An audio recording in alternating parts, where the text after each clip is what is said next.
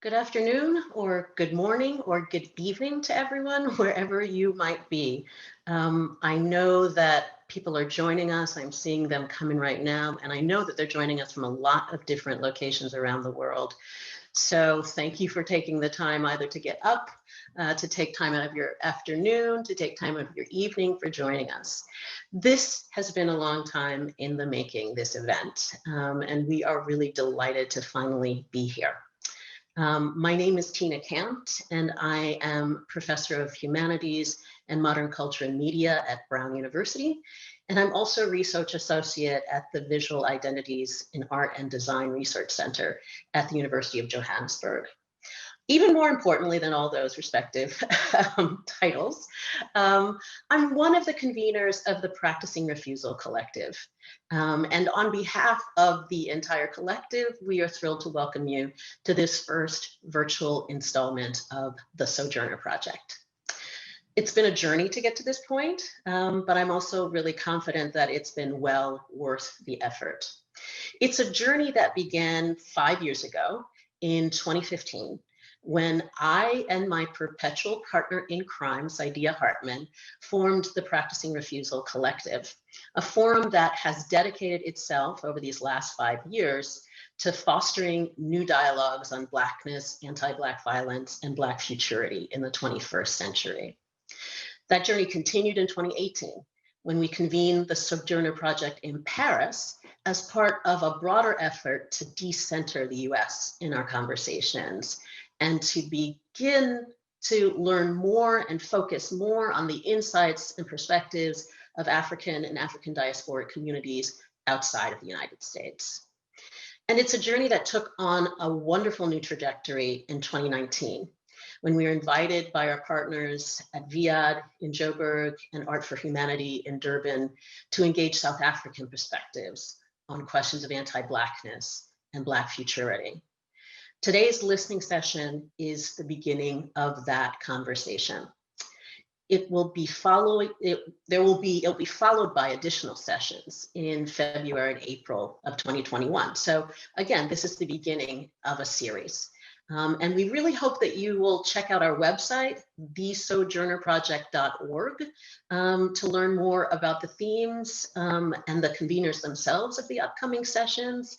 And we also encourage you to check it out because we, the group of interlocutors that are going to be presenting in this session, we've posted a number of resources, including the ones we're going to be screening today, and additional ones that we hope will provoke you to think more about the conversation. We had originally planned to make this an in-person conversation, and we do still hope to eventually continue it on the other side of the pandemic in Joburg and Durban. But we are committed to the fact that this is a conversation that cannot and should not wait until we can be together physically. So before starting the session, I have to say a few words of thanks and acknowledgement, because this event was a major transatlantic undertaking, and there are truly legions of people who made it possible. On the South African end, we have to thank James McDonald, Ismail Farouk, Russell Holonwane, Amy Sudine, and Nonsi Mutiti, actually who goes between both the Southern Africa and the US end, for hours and hours of meetings and collaboration. On the US end, we have to thank Tavia Nyongo, Amanda Anderson, Damien Mahit, Trauda Kastner, Kit Salisbury, Jovi Gastaldi, Louis Oppenheimer, Kyle Sloan, and Hudson Patterson for technical, organizational, and administrative wizardry in assembling all of these many disparate parts. Thank you all for your labor and for your support. We could not have pulled this off without you. Okay, so introductions, framing, opening, welcome, and remarks aside. Let's get to the meat of this. I'm going to start off by just posing the questions that motivated this session. What can frequency offer us as a way of understanding Black life? What insights does it provide for responding to anti-Blackness? What might it help us see, hear, or feel? Or how might it help us to see, hear, and feel the power of Black life's irrepressible desire and drive toward creating a different kind of futurity? And lastly, how might attending to Black frequency offer us a new sight of possibility? So this session is really intended as an open, free-flowing reflection on this compelling set of questions.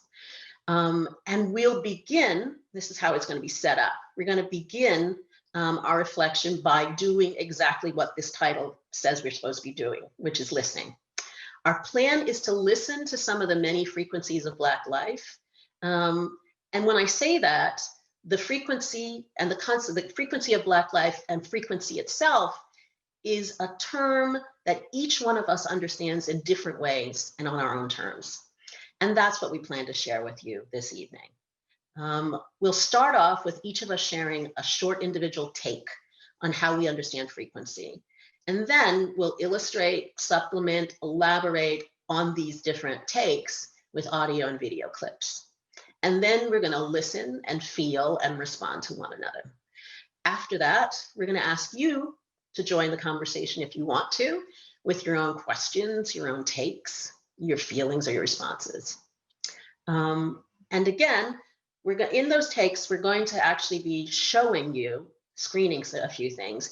In between them will be a list of the resources that are on the website and indications where you can find more.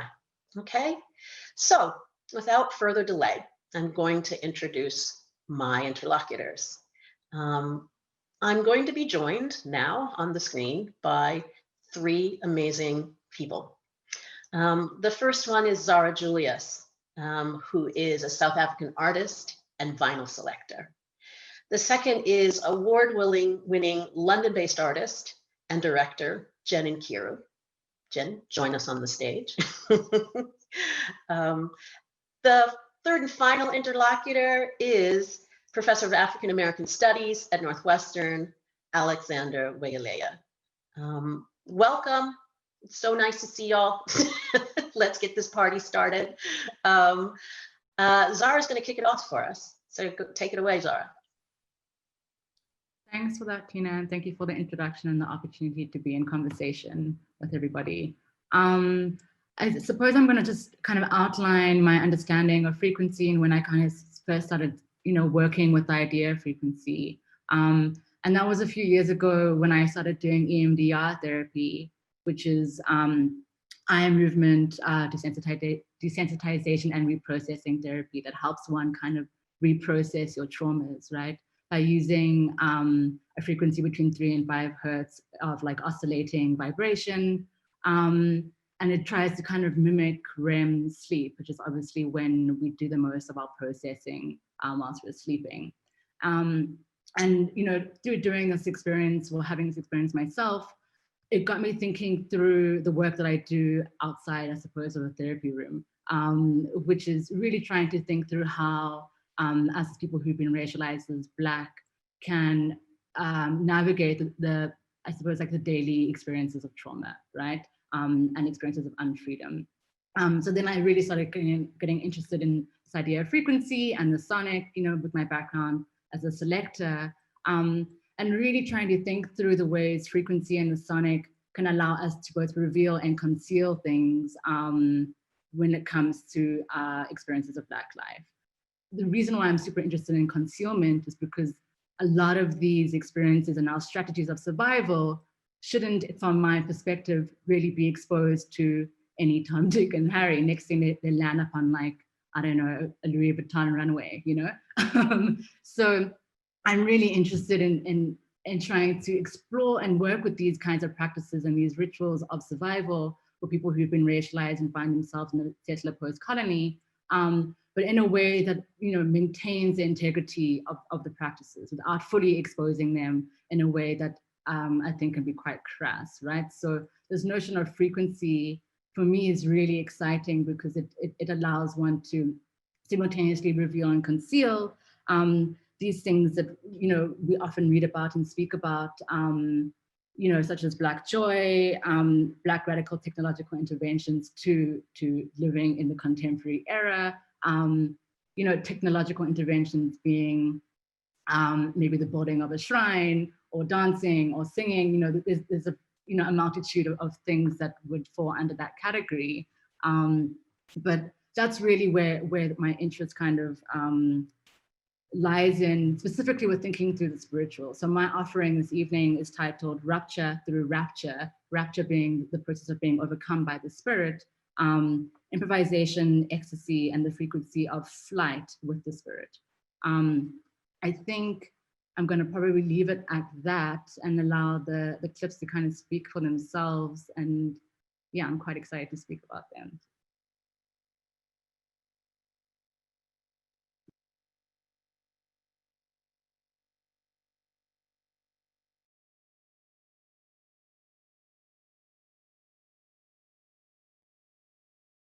Okay, I'm unmuting. Hey, Zara. I mean, I'm mesmerized by those. I mean, I know I'm supposed to give my take on frequency, but I can't just like wax over that. And so one of the things that what I was thinking about, two things actually. One is in that song, right? The audio clip. Is that the Angola prison spirituals or no? No, so that the Angola Prison Spirituals is on the sojournerproject.org website resource list. So this is a song called Nkomo Siyabula, which is basically meaning like the cows are killing themselves, killing each other, the cows are being killed. And that's a song that is also a field recording like the Angola spiritual song. But this is by Hugh Tracy in what was called Pondoland in Southern Africa. Hugh Tracy basically being like a colonial ethnomusicologist, right? Who really enjoyed recording people on the mines, even though in the urban area he really wanted like so-called authentic traditional African music. So there we have this guy deciding what is, like authentic blackness, right? But what's interesting for me with the two things in conversation with each other is the ways in which these are both populations in different contexts, Black populations, different contexts that are labor and being recorded as like authentic Blackness, but it's in the conditions of labor. The one being, prisoners, or one being prisoners in Angola State Penitentiary, and then in Louisiana, and then the others being folks on the mines in Southern Africa. Right. I guess, so one of the things that struck me was in listening to the frequency of those vocals, what struck me was the breath, right? How to sustain that over time. And I kept thinking about circular breathing, right? What does it mean to do circular breathing? And thinking about those in relationship to those clips made me think about breath, questions of Black breath at this moment in time, and how important, like what has that, what does Black breath mean right now?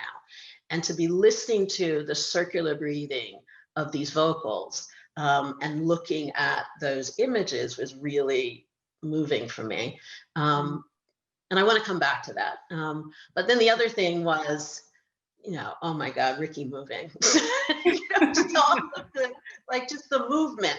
And I guess that I also want to come back to that too. But that is what really takes me over to, my notion of frequency, my take on frequency, because frequency is to me, first and foremost about movement, right?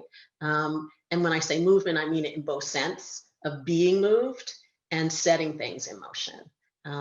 And so, of course, when I say it's about me being moved, it's about being affected, being impacted, being moved to feel or moved to feeling. And then again, the flip side of that is to set things in motion, to set things into physical motion. And so my frequency definition, my frequency take, as everybody knows, goes into like the geeky zone of physics about what frequency is, about being a measurement or a calibration of how fast or slow something is moving, but not even moving, how fast or slow it's vibrating, right? So for me, frequency is really about that particular kind of vibration.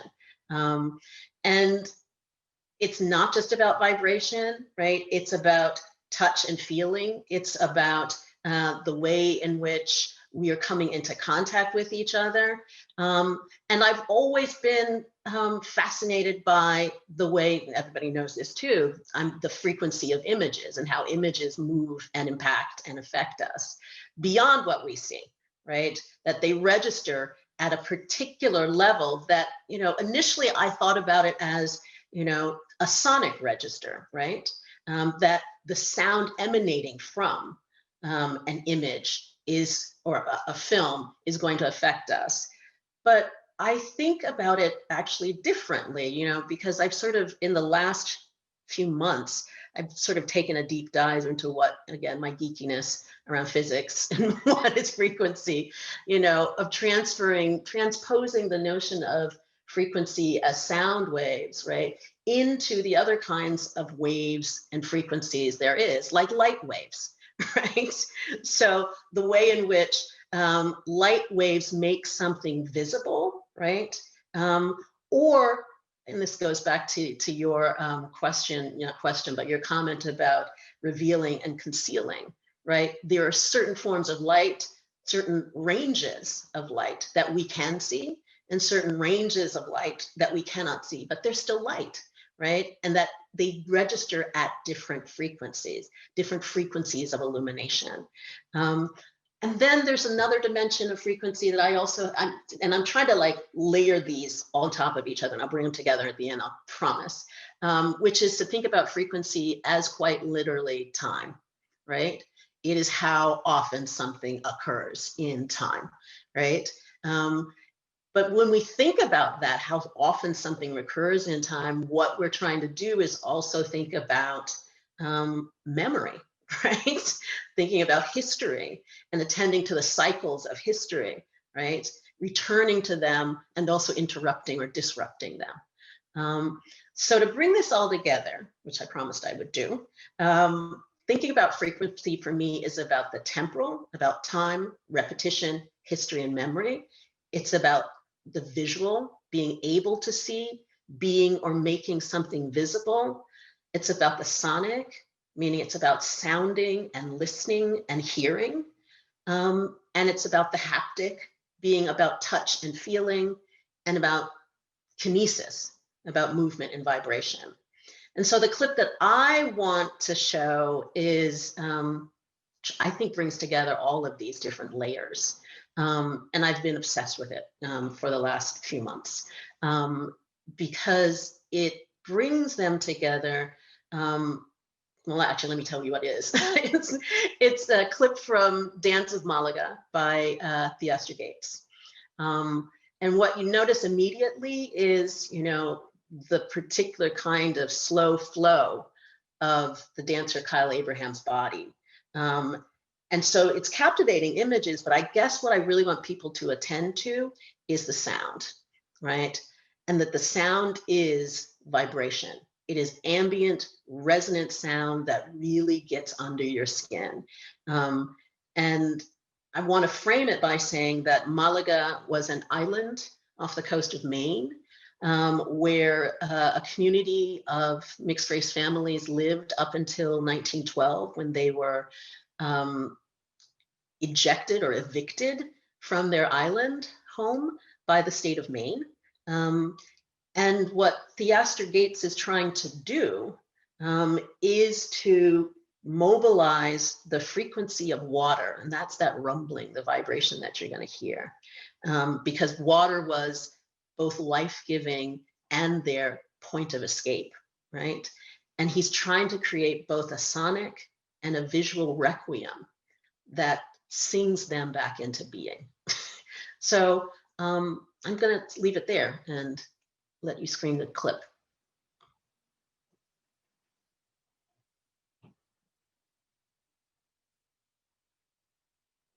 Well, firstly, it's just such a, echoing Zara, it's just such a pleasure to be in conversation with all of us here. And our process, you know, to get to this space has been one that has given me so much joy, and it's just been so beautiful to share ideas with you all. So I just wanted to mention that.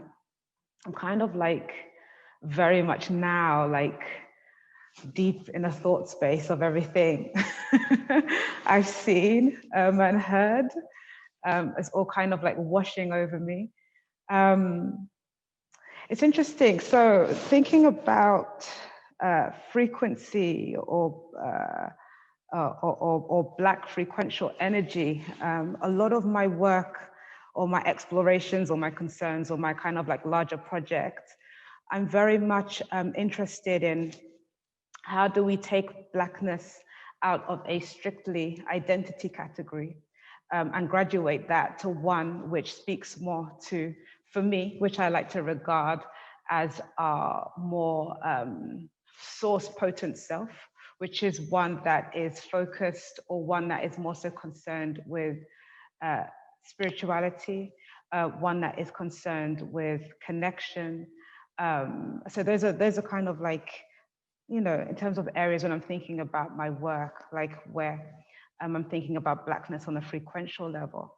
So oftentimes I guess my kind of like, at this point, I'm very much thinking about, you know, how we use, how sound, how the seeing of sound and how the hearing of images can be almost used as a,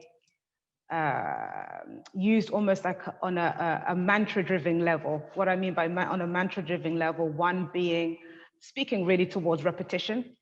And so how frequency in the conversation that it's in with movement can be used as a bridge. Yes, we know on a very, on a level of physics, used as a mode of transportation to cross-cut time. So oftentimes when I'm making work or thinking about us, I'm thinking about how, again, how do we graduate Blackness from one that is strictly concerned and at this point obsessed with identity and speak more towards one that is more so concerned with boundlessness? Because I'm almost on this journey towards how do we allow Blackness to be how do we allow Blackness to be one that is concerned with boundlessness? And and what does that do towards our expectations and understandings of what has been and what can be our futurity, but also our past?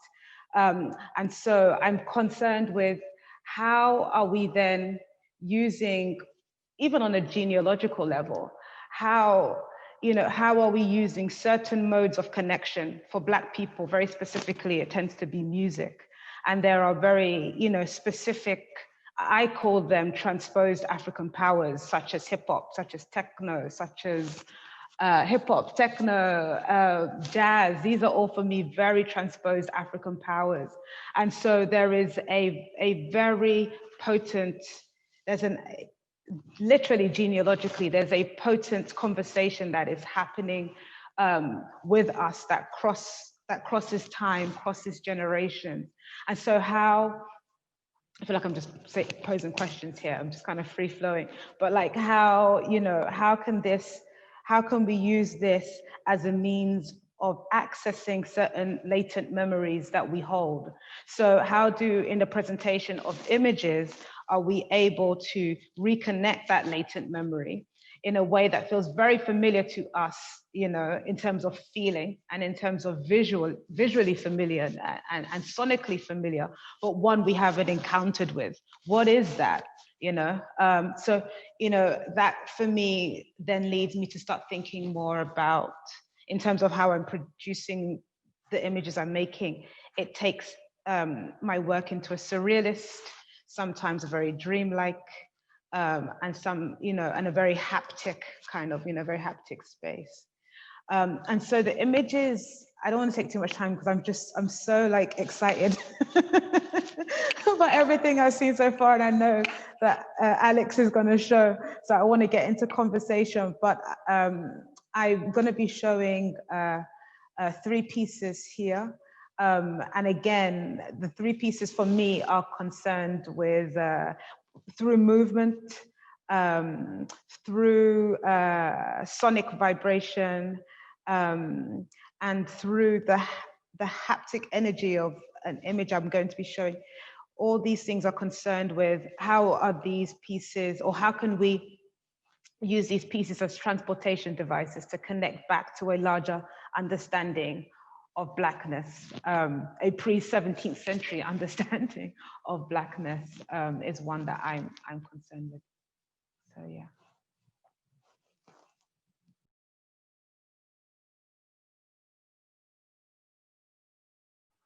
First of all, thank you to everyone who helped make this happen in South Africa, at Brown, other places, and also, of course, to my brilliant and wonderful co-panelists, Jenn, Zara, and Tina. And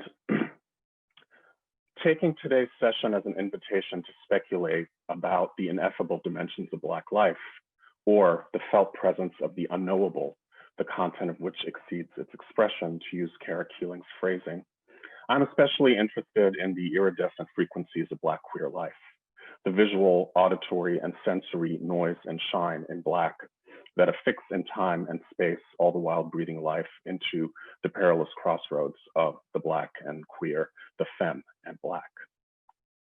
Black noise represents the kinds of political aspirations that are inaudible and illegible, within prevailing formulas of political rationality, end quote, say Saidiya Hartman and Stephen Best. And this Black noise oscillates on and below, quoting here, that register the differential value of the Black experience as declared by Tina Campt. And if, according to Krista Thompson, the profuse use of shine and luminosity in Black cultures not only travels the torrents of visibility, but also has a standing appointment with, and I'm quoting, the limits of the visible world, the instant that reflected light bounces off a shiny object, it denies and obliterates vision. And I think this is also partially what you were getting at when you were talking about light and frequency, Tina. It saturates the visual plane, ultimately blinding the viewer, end quote. When does shine transform into Black noise and vice versa? And how does that moment and that space conjure the intuitive presence of the ineffable lower frequencies of Black queer life? Children of nature from another culture had to survive living in the light, stolen from the center of the world, untimely departure, somehow survived living in the light. And that's Karen Wheeler, Living in the Light, from her album, UK Black. How does the image of a rhinestoned Nina Simone refuse easy glitter and shininess in its stark black and white aridity and that face that Nina is giving? In Jenn Nkiru's hubtones, Jenn Nkiru's hubtones re-images, re-sounds, recolors, reanimates that photograph. And in doing so, unleashes the tenderly rioting frequencies between the flash points just above the fluttering eyelashes and the rhinestones nestled in the arched brows. While I drink in the glistening visuals and sounds of Nkiru, Faka, and Kalela, luxuriate in their quivering tones of related irregularities, violence lurks in and around all the edges. What happens, and this is in reference to Jenn's film and Vogue, outside the abundant shine and glitter of ballroom, especially to Black trans women? The two members of Faka, South African duo, Fela Gucci and Desire Morea, described their video, and I quote, as reclaiming our queerness and femmehood in spaces that we come from, where we often felt like we had to police ourselves. This is an ode to all the queer and femme bodies that have to navigate violence, ikasi. Can we be certain that Fela Gucci and Desire Morea are physically unharmed when the video shoot ends? Are we to assume that Kalela's locks will eventually devour her in a beguilingly sinister manner? Or will she remain perennially tethered to the audio-erotically charged shuddering frequencies of trichophilia? The TikTok dance video was made last week by members of Northwestern Community Not Cops, a group of Black students who have been protesting, holding teach-ins, dance sessions, et cetera, in and around the Northwestern campus for the last 40 days, with the primary demand that the university abolish its police force and instead invest in Black students. The latest wave of protests and other political actions have been fueled by the university's complete lack of response to student demands. And of course, many of these demands, these requests, right, are the same as those Black students have been making at least since 1968 in Northwestern and in many other places as well. The university leadership has met the student protesters of Northwestern community knockoffs and their demands with derision and outright hostility, while the city of Evanston has offered intense policing and just straight up violence, rubber bullets, tear gas, et cetera, and so on. Is there a better illustration than this TikTok of, and I'm quoting, the inseparability of the history of Black suffering from the irrepressibility of Black pleasure, end quote. That's Tina Campt. Dancing in, through, and against the face of structural, physical, cognitive, and affective violence, living, surviving, thriving in the floodlights of a parking lot. Maybe that's the pulsation of the invisible glitter that adheres to the frequencies of Black life, the Frequenzen, Schwarzsein, in the form of a ravenous hunger for a better, no, strike that last part, for in the voraciously and flesh desire for a different world. Baby, keep the blue light on. Meet me in the parking lot, it's going down. Bombs go off when they enter the building. Anywhere you meet me, guaranteed to go down. Thank you.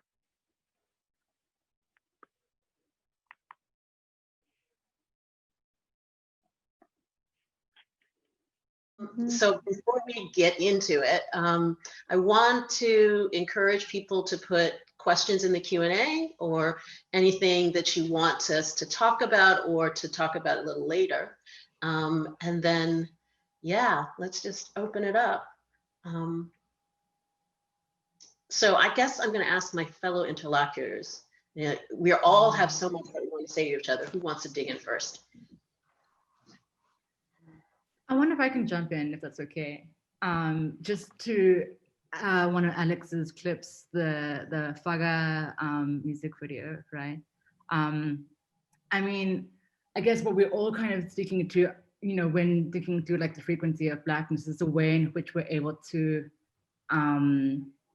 utter a collective, some form of collective like existence, when the only thing that like is able to like register that is an affective experience, right? So there's not, you know, Blackness is not something that you can like write down and really easily define, but we understand the frequency of Blackness through what's, you know, what we're feeling, the somatic experience of it, right? And that video is the first time I heard that song out, you know, outside of like my cell phone, I was in the UK at a queer collective party in South London. And it kind of blew my mind that like no one there apart from myself understood the lyrical content. No one there apart from I don't.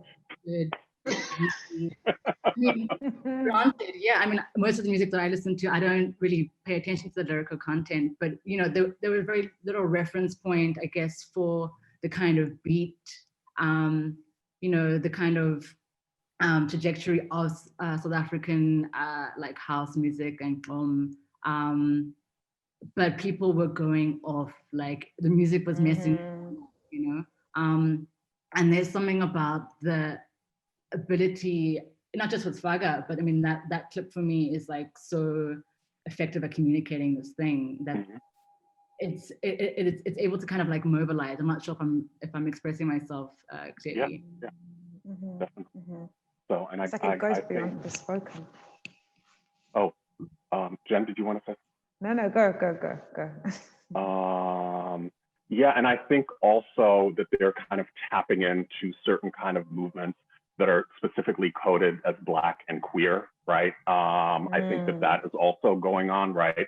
That is one of the ways it sort of works without necessarily, I think at some point I tried to decipher the lyrics and it was so complicated and it didn't, like, there was no ready-made translation, and I started translating it and it just seemed like, you know, the translation that I had access to didn't make any sense. So I'm taking the actual affect and, you know, the clothes, the movements, everything. So, but I think just to add to what you're saying, Zara, and also to link this to what Jenn was saying, I mean, to me, it's this kind of the ineffable, right? The non-material. And I think it's not only ancestral, right? It is ancestral, but for me, it is also just about tapping into inhabiting this world, right? And adjacent worlds in a different way, right? And that's kind of what makes the frequency. And I think the ancestral is definitely a part of it, but there's so many other dimensions of it as well, right? Does that make sense? Yeah, I mean, I wanted to follow up and say, I mean, I wanted to thank Jenn for like this, like, you know, sort of honing in on something that I've been trying to say or think, which is, you know, I wrote it down, how the seeing of sound and the hearing of image can be used at a mantra level. And so an incantation, so to speak, right? And how can frequency be used as a mode of transportation to a larger understanding of Blackness? Yes. And that to me is like the core, right? And so, and I felt like that was something that was going on in all of our pieces, which is what happens when a frequency becomes a mantra, right? Yes. What happens when what you are hearing and what you are seeing become incantational, right? Yes. And that to me, I mean, the other thing that you said that was really fascinating, and I've heard it before, but differently, you know, when you were talking about how Blackness can become a form of boundlessness, you know, that to me, like, I've always thought of this, boundlessness is the true definition of freedom, right? Yes. It's not giving somebody rights, right? It is the lack of limitations, right? And so I'm trying to think about those two things together. And the Faka video was, you know, what does boundlessness look like? Yes. But at the same time, you are also making us aware, Alex, of like what happens after. And there was part of me that just, I mean, every time I see that video, I'm just like, they are having such a good time. You know, they don't want to stop this video. It's clear they don't want to stop this video because it's a space of boundlessness. Yeah. I think like that's at least with my clips, I kind of wanted them to speak before my kind of really situating them. But that's precisely why I chose those two songs, the Angola Spirituals, which is on the website, and the song that I started with, the Mpondo song. Because even though these people who are singing these songs are under like extreme duress, right? The sonic frequency is completely transcends that into a place of like almost what is beyond freedom. So there's freedom, and then they're at the end of that somehow through what they're able to, I guess, you know, to use Jen's word, like incantates, right? But there's also there's something about it that is really unsettling at the same time, because it is being recorded by these white settler men that are, you know, trying to dictate what, you know, the context and the confines of that sonic expression. But the sonic is like, nah, fam, like I'm going beyond what you're trying to do, right. Which is really Black boundlessness. I was going to say, it speaks to, you know, it speaks to Black boundlessness for me. It's like when I think about Black boundlessness, it feels more, I'm speaking towards something that is innate and a birthright and an ancestral right. A freedom or a pursuit of a freedom is reclamation of a lost or never given right. right? So the ground, the kind of base space are different, you know? So there's a pursuit in the here and the now, the material world that we live in, a pursuit of freedom towards things we have been not given or things we are trying to reclaim. The boundlessness is a very untouchable space. You know, it's a space where it is your birthright. It's innate within you, you know, which is why I love, there's a Peruvian, Afro-Peruvian choreographer, Victoria Santa Cruz, and she says, the Black man was never enslaved because he could never enslave his rhythm, you know? And it speaks, for me, it speaks to that. When we're speaking about ideas of movement, you know, diasporic displacement, there is this kind of connecting immaterial, unspeakable, energetic, frequential thing that we can all tap into, which is why I don't understand the lyrics of the Faka song, but I do understand the lyrics of the of the Spaga song, you know, because it's, you know, I always remind myself that, you know, communication in terms of the spoken communication is just to give you some sense of the feeling. But what the boundlessness does is it completely cuts out that middleman and goes direct to feeling. So then the kind of translation of, or the need for the communication just becomes, for want of a better term, one that is just not needed in the process, you know? So yeah, I'm bubbling, but these are all no, that's great. Interesting things. I mean, what I'm enjoying so much about this conversation is mobilizing frequency, right? So I had a student that I talked to and I taught last semester who we had this sort of meeting of the minds where it's sort of like, what does frequency allow you to talk about, right? That it's not, and I was like, you know, frequency allows us to talk about, you know, something beyond affect, right? Like when we're talking about a particular kind of sensory experience, right? That has responses, but it doesn't go into a particular box, right? A particular theoretical box. And so, you know, the other thing about it is that I always want to say, it's not calibrating frequency, it's attending to it, right? It's right, really literally waiting, sitting in, right? Being something, right? And so that's one of the things that I find about like a listening session that's so useful, is to be able to see the connections. And I have to shout out one connection that I just got texted about by my friend Oakley, which is Nina Simone. Yes. Yes. Simone and Jenn, but she pointed out that Al, who is the vocalist in Theaster's piece, is channeling vocally. You know? Yes. Yes, I felt that, heard that. You know, and I mean, Nina, that's what she does, right? But I'm loving sort of hearing those connections. Yeah, just a quick connection in terms of what you were saying about tending to frequency, right? I think that relates to both what Zara was saying about ritual and maintaining the integrity of the ritual, and what Jenn was saying about mantra, right? That I think part of the tending to is finding ways to make it repeatable, maybe, right? Not in exactly the same way, but to kind of ritualize it. Yeah, definitely. Well, I think that, like, often when we use the word repetition, we're not really understanding it correctly. Repetition is not the same. Repeatedly, it mutates as it repeats, right? Yeah. Or call and response, which I think touches on what Tina was saying with regards to the Theaster's piece as well. Like, there's a kind of subtle call and response that's happening, you know, with all these other references, and that's what makes, like, I guess, like, this idea of Black frequency so rich, is that it is intertextual, it is multifaceted, and it's echoing, bouncing off multiple contexts and reference points, right?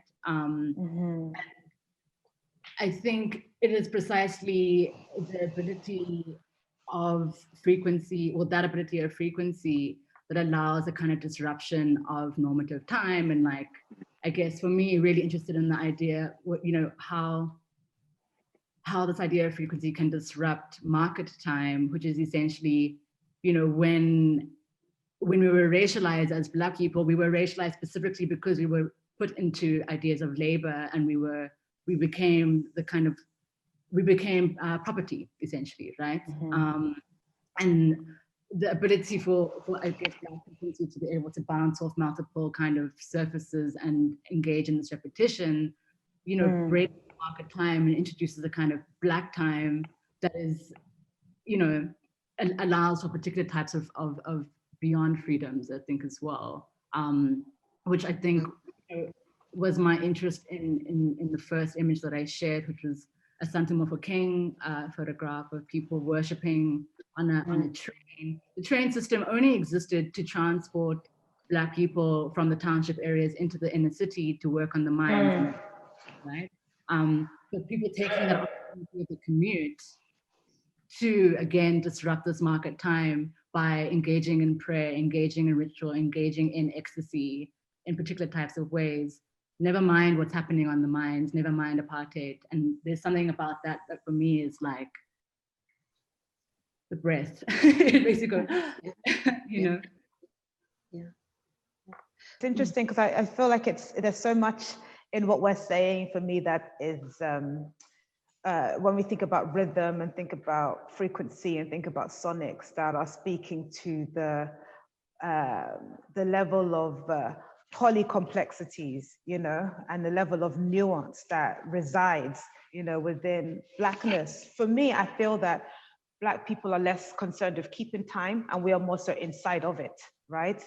And so even when we're having these conversations around understandings of time, understandings of keeping time, understandings of being outside of time, it's in relation to a structure, you know, a very Western structure.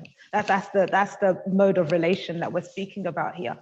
And so there is always something, I feel, when we speak more about time as a more African construct, that feels more cyclical, you know, and feels more interested in the collapsing of different times and different spaces within one moment. So there's something about that kind of sense of invocation when we're speaking about, as we've been saying here, in terms of the mantras, that kind of like invocation is brings into the conversation that sense of what's the word I want to use? Essentially just collapses time and brings about that sense of connection to the known, the unknown, the here, the now, the material, the immaterial. So there's something about our mantra practices, our time practices, that allows a multitude of spaces that are essentially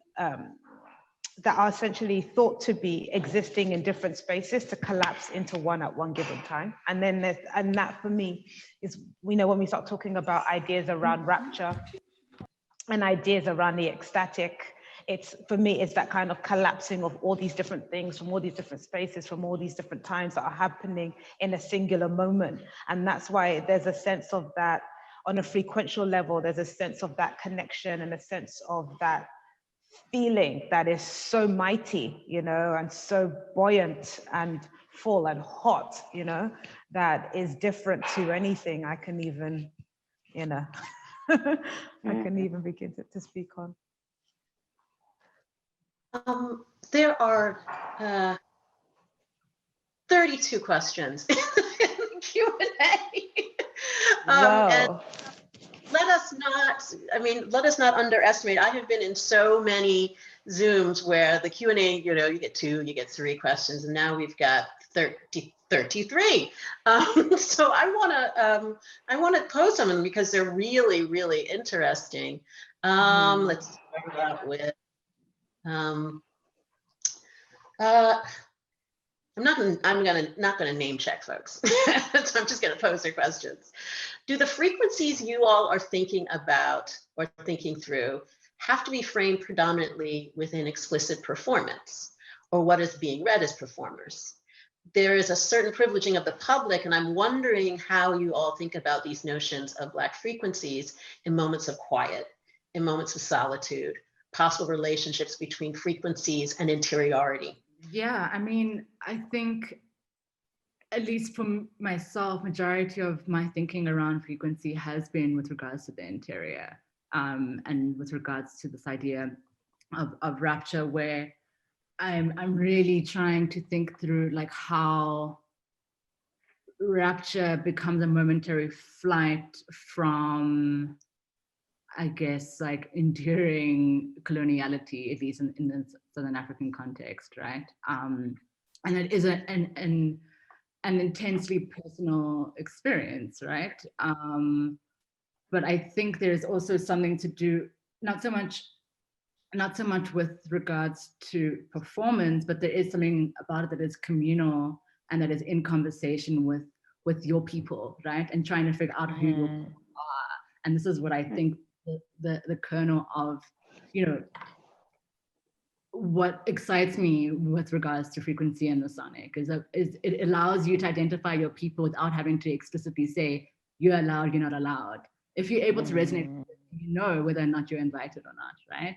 And like that's super exciting. And I perceive it as something that's quite personal and quite you know, is dealing with the interior world, where, you know, I was running a workshop last night with regards to this exact thing, with regards to rapture and spiritual technologies, and thinking through rapture as a strategy for survival, as opposed to just something that, you know, we can speak about here on like a Zoom chat, but it has very like real implications for people's ability to like wake up the next day and continue living and continue fighting, despite despite police brutality that's happening in South Africa, despite the extreme rates of gender-based violence, you know, like it's that thing that, like, for me personally, it keeps me, you know, trying not to like break down. I mean, I'm a fanatic about, you know, theorizing quiet, you know, and that I think that frequency does not in any way, shape, or form have to be tethered to the performative or the public, and that Black people's interiority. I mean, I think that one of the things that is really important about thinking about frequency and interiority is that frequency allows us to think about that interiority as not silent, right? It allows us to think about the quiet rumblings and to think about, you know, what is happening under surfaces. And under those surfaces, right, we can understand frequency as, again, vibrating. And again, what does it mean to attend to something and figure out that it is not silence, it is quiet. And that's one of the things that really did attract me to Theaster's film, is that at the beginning, you know, when the dancer is unclothing, taking off, unbuttoning himself, if you attend to it, you hear that sound. It is a low frequency resonating vibration that opens up, but that is there. And to me, it's really about what do we attend to, because it is preparing us for something that is going to unfold. Yeah. Yes. And I actually wanted to talk about this specifically with regard to the example, one of the examples that I chose that's on the website that I didn't talk about in the presentation today, which is the excerpt from Shakib's film Black Men Dream. And I precisely wanted to talk about not only that it's shot in black and white, but that all the subjects are not facing the camera, that they're in the spare room, right? Yet the amount of affect, right, that's still, and beyond affect, right, the amount of frequencies that get transmitted without having access to the face or exaggerated movement or any of those things is astounding, right? In precisely its kind of quietness, right? but still very, very palpable. And I'm very there, without music, without dancing, without loud voices, right? That still so much is transmitted on those and beyond those frequencies. So yeah, definitely. Mm-hmm. And I was just going to add a small point really about performance. You know, with what Tina mentioned, I completely agree. I don't think performance has to be tethered to it. I think that for me, I mean, to be fair, I did title, in terms of the resources that are on the website, I did title and kind of express there that the images that I was showing was also dealing with the Black interior. I think, you know, in terms of, for me, the way I'm looking at it, even in terms of the things that we have been showing today, these are but merely recordings of very intimate Black moments and situations, you know? So the understanding that, we are experiencing these things, and these things are, you know, inextricably linked to performance, I don't think is necessarily so. I think these, you know, a lot of what we're seeing are recordings, you know, of very, you know, of instances that have, you know, happened over and over and over again. Even when Zara speaks about, for want of a better term, the colonizer who's recording, or we're recording these individuals, this was a recording of something, I'm sure, that happens with or without the sense of a recording of it being present, you know? Yeah. And so there's that. And then on the other side, there is and even speaking very directly to my work, there is a larger project for me to create recordings of Black interiority. You know, what does the visualization of a Black interior look like, right? Because oftentimes, and that's the question I pose myself with every project, what does the visualization of a Black interior look like? Because the over concern is with the exteriorness of ourselves, right? And so, you know, as a you know, in kind of that pursuit, in that pursuit and in the works being presented, you know, in a performance-driven setting, does not necessarily mean that these are performance-driven things. So for example, when I did hub tones, I was actually invoking, so my heritage is Nigerian. The tribe I'm from is a very small tribe in Nigeria called the Nkiru tribe. And you kind of tell people and they say, what's that? Because it's not Igbo, it's not Hausa, it's not Yoruba, it's not any of those things. People are like, who are you? What are you? And in our culture, we have something, a ritual called a boni. And the ritual is essentially to connect you and the here and the now to spirit. And so what happens is there is a sense of both, kind of sitting on the twos and the fours. There's a sense of rhythmicalness that happens at the beginning, and then it becomes very syncopated. And then with the changing of every single tone, what you then start to see is the person, you know, you kind of start to see the person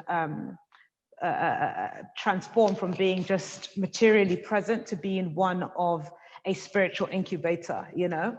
And making hub tones, for example, was an opportunity to create a recording of something that has happened many a times but does not exist. So this idea that, you know, on a frequential level, what we're doing is tethered to performance is not necessarily so. However, there is a necessity because we're dealing with, especially when it comes to Black people, we're dealing with a reclamation, or we're dealing with lacks of, on some levels, a lack of physical recording of works, that there is a need to essentially kind of like show those things. So I'm kind of babbling now, but that's where my mind is going when I heard that question. So I want to pose a couple more questions. Can you talk more about of what Jenn was just saying quickly? Sure. Regards to, you know, things might seem like performative, but they're not full performance, right? Right. And the one clip that I shared was a ZCC in Poho, which is very similar to what you described. It is, Mpoho is basically like an overnight vigil where it is about, you know, grounding yourself within the spirit and within your community. And this church, it's the biggest church in Southern Africa. There's like over 3 million congregants of this church, of what is called a African initiated Pentecostal type church. Basically, it's like syncretic Christianity. You know, my background is in anthropology, and when I was an undergraduate, I was trying to do work with congregants of this church, but my focus was very much on visual anthropology. You know, church members themselves are not even encouraged or really allowed to kind of take photographs within services, within vigils. And so obviously an outsider is completely banned from bringing any kind of like technology into the space to record. And so what's really interesting about that clip for me is that it is, you know, a cell phone recording of someone within the space, sharing an incredibly interior moment, right? That kind of doesn't really fit with the same idea of performance that I think we might subscribe to. Okay. So here's one question. Can you talk, I'm actually going to pose two. Can you talk more about the visibility of frequency as boundlessness, or in relationship to boundlessness, it's in parentheses, by way of glitter, lighting, strobes that underwrite the beats and visuals you all shared? And then a sort of slightly connected one, I have to find it.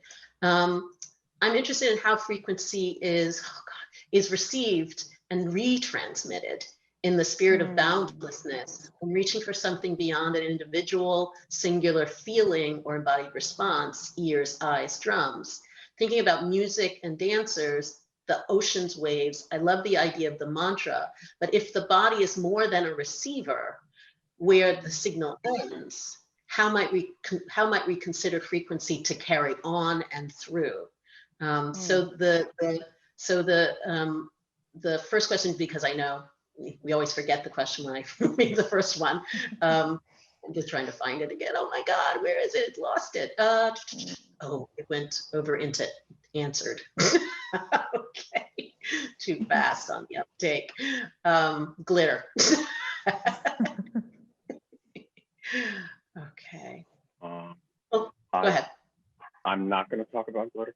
I'm going to try and answer the second question, which, you know, is of course also about glitter. But what I want to say is I would not think of frequency as a signal that sort of emanates from one place and then is received in another, whether this is like what we call a human being or, you know, the various parts of the environment.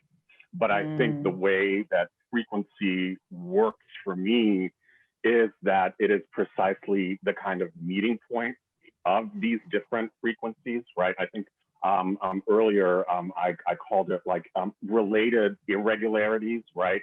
That come together and maybe produce something that we would recognize as regular, but you have to have at least, you know, 2 parts of that, right? That it's not just, and I think this also goes back to the previous question about performance, because that also in some sense, you know, presumes, you know, there's a performer and then there are people who receive it. But I think it is something that happens between rather than from one point to the other. So I hope that's clear enough.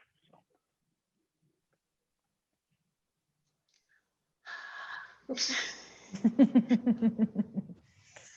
There's, I mean, I don't know if I have the burden of looking at all the Q&A, which is just phenomenal. And so it's really hard for me to like, I will read something and think, oh my God, that's an amazing question. Well,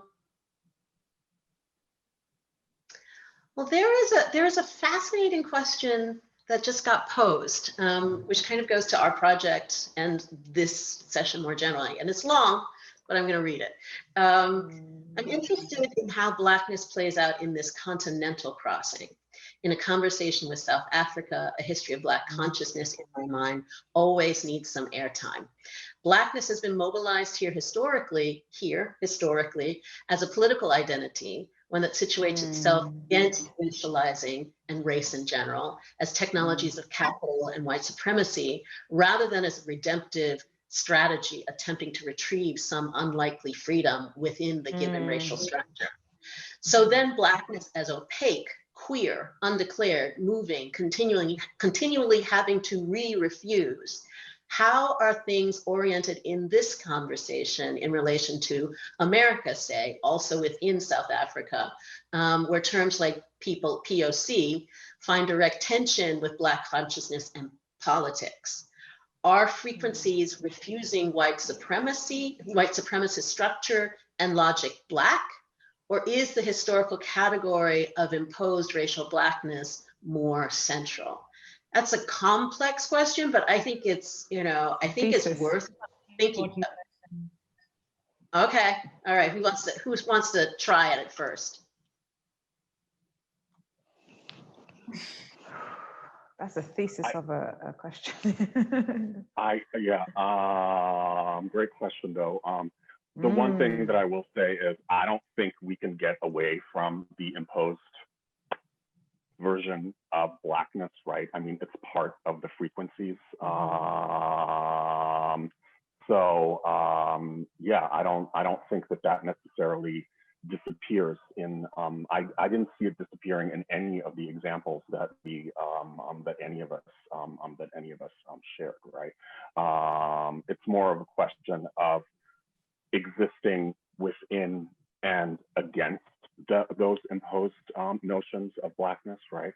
Rather than thinking that they disappear, because they don't. And also, can I just, one of the other, just to riff on what Alex was saying is, I think that frequency, attending to frequency, allows us to attend to the multiple inflections of imposed racial Blackness, the multiple inflections of white supremacy. And that's part of what this project is about, and part of what this conversation is about, how we've assembled each other, is that we were each raised in, a particular frequential register of Blackness and white supremacy.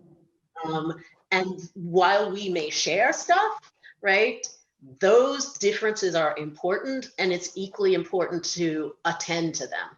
So that's my part. Zara, you go ahead.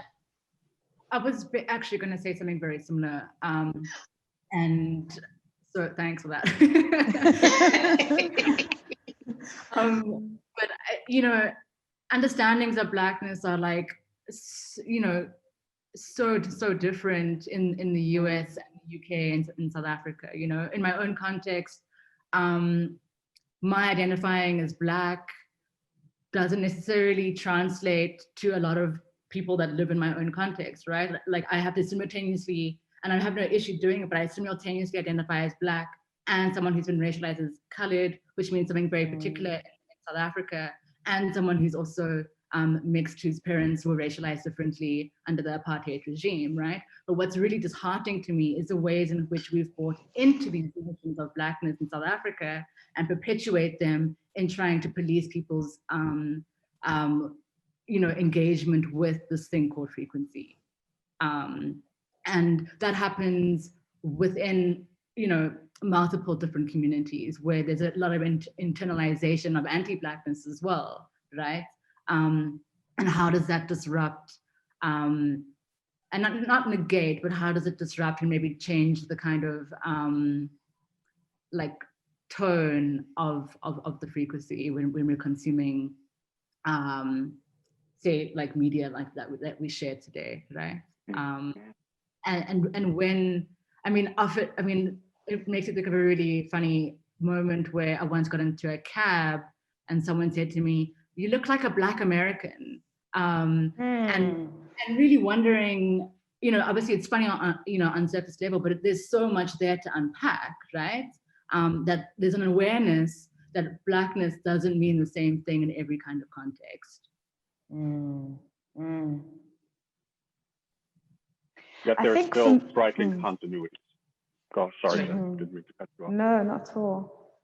I think for me, in a lot of what we're discussing in terms of this kind of shift of thinking around what Blackness is, it's a very, on some level, it has been a very, not on some level completely, it has been a very identity-driven, narrow category, and it's, when I'm speaking about boundless Blackness and going beyond thinking about it as an identity category, it's actually it's a process of reclamation, and it's a process of wanting to shift what that understanding can be, and kind of create a sense of agency within stating, okay, well, this is a very narrow depiction of what this thing has been seen by a very narrow group of individuals that exist on planet Earth.